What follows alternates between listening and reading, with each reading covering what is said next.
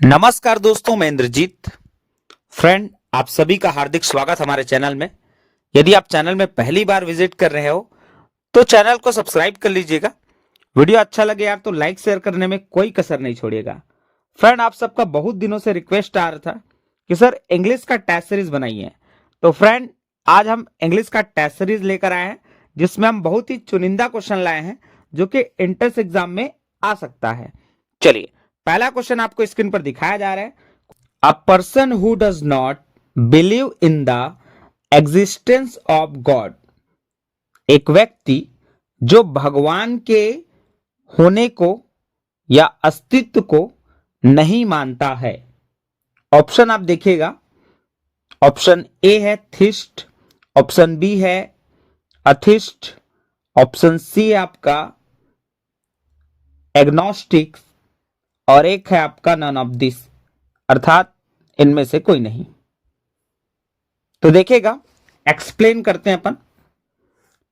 Option को आपको meaning बस को समझना है, फिर आपसे आंसर इजीली बन जाएगा। जैसे थिस्ट, थिस्ट का मतलब होता है आस्तिक, जो भगवान के अस्तित्व को मानता है। उसी प्रकार ऑप्शन नंबर बी देखिएगा, अथिस्ट अर्थात नास्तिक, जो भगवान के अस्तित्व को नहीं मानता है। और एक है आपका ऑप्शन नंबर सी एग्नोस्टिक्स, ये होता है आपका जो भगवान के होने व ना होने को लेकर निश्चित नहीं है, इसको कहा जाता है एग्नोस्टिक। क्लियर? तो इनमें से आपको चूज करना है। हमारा प्रश्न है, एक व्यक्ति जो भगवान के होने को अस्तित्व को नहीं मानता है, तो नहीं मानते उसे हम नास्तिक कहते हैं, इसलिए हमारा आंसर हो जाएगा ऑप्शन नंबर बी एथिस्ट। क्लियर? नेक्स्ट क्वेश्चन है, Radhika is a good student, fill in the blanks always helps her friends. Radhika एक अच्छी लड़की या अच्छी विद्यार्थी है, फिर फिल इन द ब्लैंक्स है, हमेशा अपनी सहेलियों की मदद करती है। अब इसमें आपको चूज करना है प्रोनाउन, कौन सा प्रोनाउन यूज होगा इसमें। ऑप्शन आप चेक करिएगा, ही, सी, दे और इट। तो सबसे पहले तो हम सबका यूज देख लेते हैं। ही का जो यूज होता है वो पुरुष के लिए होता है, मीनिंग तो वह ही होगा। जैसे सी का भी मतलब वही होता है, लेकिन सी जो है वो लड़की या महिला के लिए प्रयोग होता है। वहीं ऑप्शन नंबर सी आप देखिएगा, दे का मतलब होता है वे, और यह बहुवचन के लिए यूज होता है।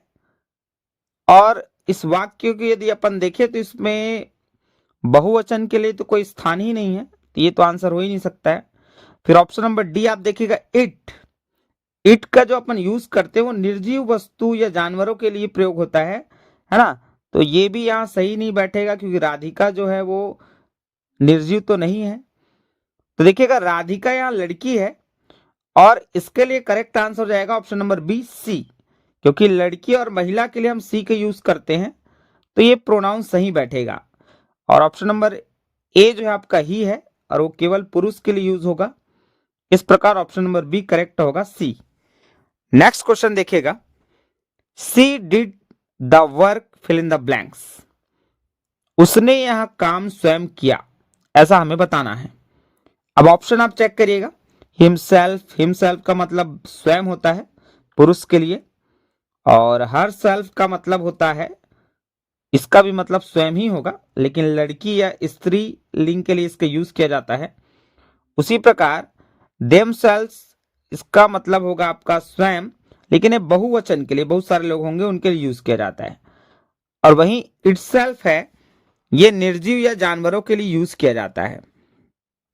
तो यहां देखिएगा क्वेश्चन में सी जो है वो स्त्रीलिंग का बोध करा रहा है, इसलिए हमारा करेक्ट आंसर हो जाएगा option number B herself, स्वयं, जो कि स्त्रीलिंग या लड़कियों के लिए या महिलाओं के लिए यूज होता है, हर सेल्फ। तो correct answer option number B. Next question देखिएगा, क्वेश्चन है fill in the blanks the are going to market, और इसमें आपको ऑप्शन है आई है, वी है, ही है और सी है। तो ये तो बहुत सिंपल सा क्वेश्चन है, प्रेजेंट कंटिन्यूअस का क्वेश्चन है ये। और अपन जानते हैं कि आई के साथ हमेशा एम का यूज करते हैं क्योंकि एक वचन की बात हो रही है। वहीं he she it any name singular number, इनके साथ हम इज का यूज करते हैं। और जो बच गए आपका, जैसे कि we, you, they, plural number, इनके साथ अपन आर का यूज करते हैं। तो हमारे जो क्वेश्चन है उसमें देखिएगा खालिस्तान के बाद आर आया है, मतलब अपने को बहुवचन लेना पड़ेगा। तो आप ऑप्शन से चेक कर सकते हैं। ऑप्शन ए में तो आई आया है, मैं, जो कि एक वचन होगा। ऑप्शन बी आप देखिएगा वी, वी का मतलब होगा हम, और यह बहुवचन है, प्लूरल नंबर है। तो यही हमारा करेक्ट आंसर होगा, ऑप्शन नंबर बी। ही और सी तो आपका आंसर नहीं होगा क्योंकि एक वचन में ही प्रयुक्त होगा, और ही और सी अगर आता तो फिर खालिस्तान के बाद आपको इस देखने को जरूर मिलता। क्लियर। चलिए अगला क्वेश्चन देखिएगा, ये भी शानदार क्वेश्चन है। ये भी क्वेश्चन बहुत शानदार है। क्वेश्चन है, I don't like that shirt fill in the blanks is too big for me. मुझे वह शर्ट पसंद नहीं है, फिल इन द ब्लैंक्स मेरे लिए बहुत बड़ा है, is too big for me. तो ऑप्शन आप चेक करिएगा, इट है, ही है, सी है, दे है।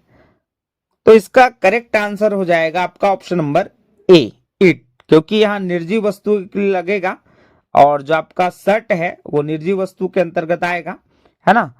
आपका ही, सी और दे तो आंसर हो ही नहीं सकता, इसलिए ऑप्शन नंबर ए करेक्ट हो जाएगा। नेक्स्ट क्वेश्चन देखिएगा, this is the fill in the blanks book I have ever read. यह मेरी अब तक की,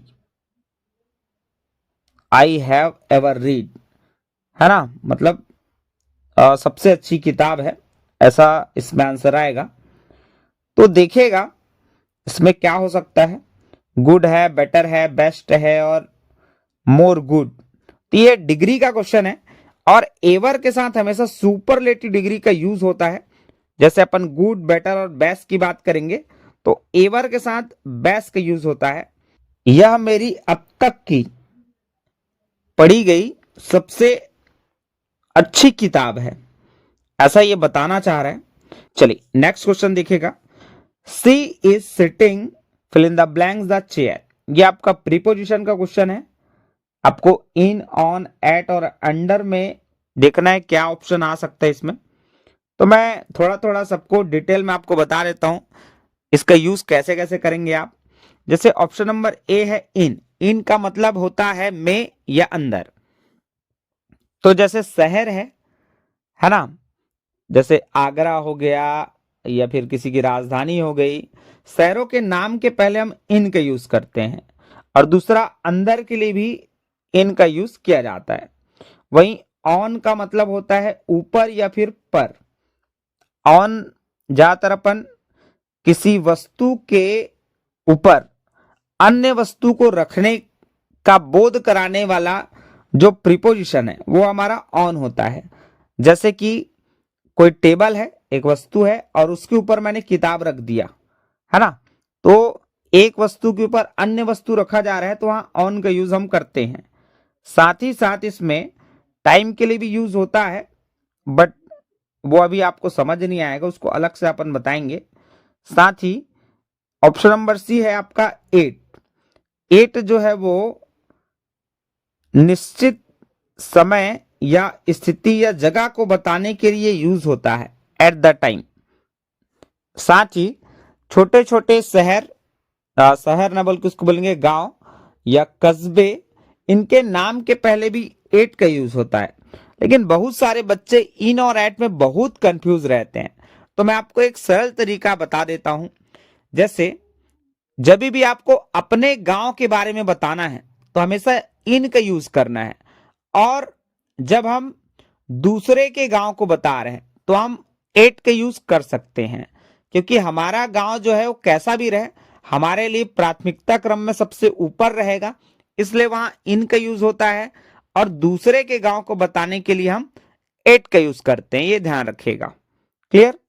और ऑप्शन नंबर डी आप देखिएगा अंडर, अंडर का मतलब होता है के अंदर, तो अभी ये क्वेश्चन देखिएगा, she is sitting fill in the blanks the chair, तो यहां आंसर आ जाएगा आपका ऑन।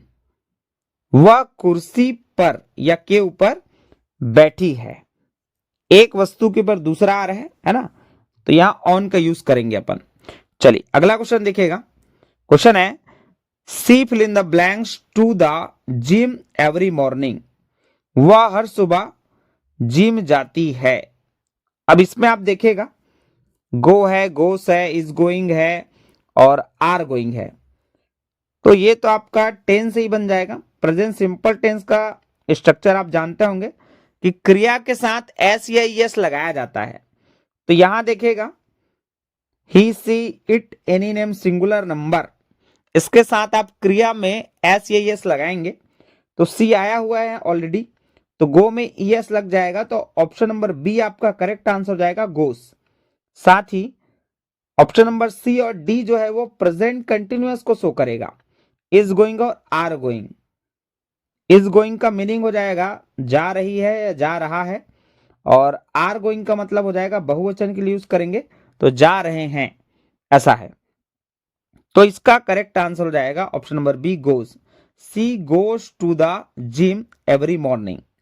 चलिए नेक्स्ट क्वेश्चन देखते हैं। क्वेश्चन है, चूज द करेक्ट स्पेलिंग। आपको स्पेलिंग चेक करना है इसमें, जो सही आंसर हो सकता है। तो चार आपके पास ऑप्शन है, मैं आपको फटाफट बताता हूं। ऑप्शन नंबर सी इसका करेक्ट आंसर होगा, ग्रामर का स्पेलिंग है, ऑप्शन नंबर सी करेक्ट है। बाकी जितने भी स्पेलिंग लिखे हैं ए, बी और डी में, ये आपके गलत है। नेक्स्ट क्वेश्चन है, इसमें भी आपको स्पेलिंग ही चेक करना रहेगा, है ना। 12th का आपको स्पेलिंग चेक करना है, इसका करेक्ट आंसर हो जाएगा ऑप्शन नंबर सी, 12th 12वीं। नेक्स्ट है, चूज द करेक्ट स्पेलिंग। इसमें भी आपको क्या करना है, स्पेलिंग चेक करना है। तो देखिएगा, ज्वेलरी का आपका स्पेलिंग चेक करना है आपको। ज्वेलरी सब जानते हैं, गहना या फिर आभूषण, यह एक नाउन है, संज्ञा है, तो इसका करेक्ट आंसर हो जाएगा option number D. Next question है, इसमें भी आपको चूज द करेक्ट स्पेलिंग। तो नॉलेज के स्पेलिंग आपको चेक कर रहे हैं, नॉलेज का मतलब ज्ञान, है ना। यहां नॉलेज में डी जो है वो साइलेंट होता है, हमेशा ध्यान रखिएगा। तो देखिएगा कौन सा आंसर हो सकता है। इसमें करेक्ट आंसर हो जाएगा आपका ऑप्शन नंबर ए, नॉलेज का करेक्ट आंसर हो जाएगा ऑप्शन नंबर ए। डी इसमें साइलेंट है ना, ध्यान रखिएगा। चलिए अगला क्वेश्चन है आर्टिकल से। आर्टिकल से 101% गारंटी है, हर साल क्वेश्चन आता है और इस साल भी आएगा। देखिए क्वेश्चन पिछले बार पूछा गया आपको। क्वेश्चन है, he give me fill in the blanks 1 rupee note. तो यहां देखिएगा, फिल इन द ब्लैंक्स के बाद 1 आया है, तो उच्चारण जो है वो व से हो रहा है, अर्थात कौन, ये आपका व्यंजन है ना। तो इसके लिए हम यूज करेंगे ए का, तो हमारा करेक्ट आंसर हो जाएगा option number A. He give me a 1 rupee note, ये आपका आंसर हो जाएगा। चलिए नेक्स्ट क्वेश्चन देखते हैं। ये सबसे शानदार क्वेश्चन है, इसमें बहुत ज्यादा कंफ्यूजन रहेगा, बहुत सारे बच्चे इसमें गलती कर सकते हैं। क्वेश्चन है, it is fill in the blanks t-shirt which I bought yesterday. अर्थात यह वही टी शर्ट है जिसे मैंने कल खरीदा था। तो यानी कि निश्चितता का बोध हो रहा है, निश्चित। तो हम जानते हैं कि आर्टिकल जो है वो दो प्रकार का होता है, निश्चित और अनिश्चित, और निश्चित के लिए हम हमेशा द का यूज करते हैं, इसलिए करेक्ट आंसर हो जाएगा option number C, the. Okay, चलिए अगला क्वेश्चन देखिएगा, superlative degree of great. Superlative degree से भी क्वेश्चन प्रीवियस ईयर पूछा गया है। क्वेश्चन देखिएगा, सुपरलेटिव डिग्री ऑफ ग्रेट, इसके ऑप्शन आप देख सकते हैं, ग्रेटर है, ग्रेटेस्ट है, फिर ग्रेटेस्ट है और ग्रेटर है, लेकिन स्पेलिंग में अंतर है। तो आपको यही तो फंसाने के लिए देगा ना, वो ऐसे स्पेलिंग रखेगा कि आप कंफ्यूज हो जाएंगे कि कौन सा सही है और कौन सा गलत है। तो इसका करेक्ट आंसर हो जाएगा option number B, greatest, GREATEST। जब भी आप सुपरलेटिव डिग्री का पहचान देखेंगे तो आखिरी में EST रहता है। तो आपका ऑप्शन नंबर ए, ग्रेटर, जो कंपैरेटिव डिग्री हो जाएगा, ये तो आपका आंसर होगा नहीं। ऑप्शन नंबर बी सही आंसर होगा, रही बात ऑप्शन नंबर सी की, तो वो देखिए ग्रेटेस्ट में डबल टी आया है, जो कि स्पेलिंग ही गलत है, और ऑप्शन नंबर डी तो संभव है ही नहीं है। तो इस प्रकार ये आपके 15 क्वेश्चन रहे हैं। 15 क्वेश्चन बहुत ही सॉलिड है। जैसे क्वेश्चन प्रयास में पूछा जा रहा है वैसा ही क्वेश्चन आपको दिया गया है प्रिपरेशन के लिए, इसलिए मैं चाहता हूं कि आप अच्छे से इसका प्रिपरेशन करें और एंट्रेंस एग्जाम में जबरदस्त परफॉर्मेंस करें friends. So thank you so much यार for listening and watching my video. Thank you so much.